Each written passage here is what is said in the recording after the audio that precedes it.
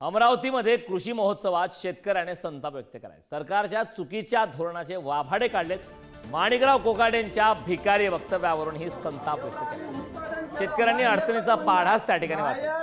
निर्यात धोरण मोकळं करा, तुम्हाला भिकारी नाही मागत, आमच्या मालाला कुठे भाव आहे, पाकिस्तानात इका लागते का अफगाणिस्तानात इका लागते कांदे, एक जण सांगे मायगावात साहेब म्हणे जागतिक मंदी आहे, मग ट्रम्प याच संघ बोलत असते का रोजचा, तुलाच माहित आहे माझ्या इकडे मंदी आली का जागतिक मंदी।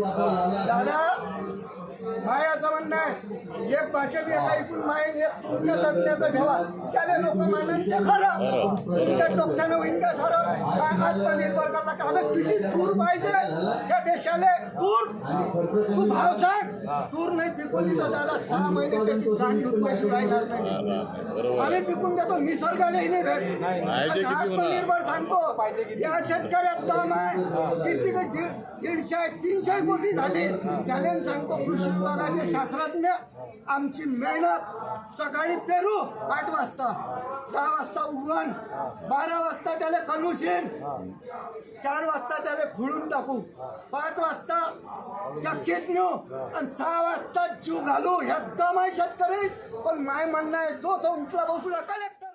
या संदर्भात ताजे अपडेट देण्यासाठी आपले प्रतिनिधी छगन जाधव आपल्यासोबत जोडले। छगन, अमरावतीमध्ये कृषी महोत्सवामध्ये थेट शेतकऱ्यांनी संताप व्यक्त केलाय आणि विशेष म्हणजे सरकारच्या चुकीच्या धोरणाचे वाभाडे काढलेत। काय या संदर्भात अधिकची माहिती?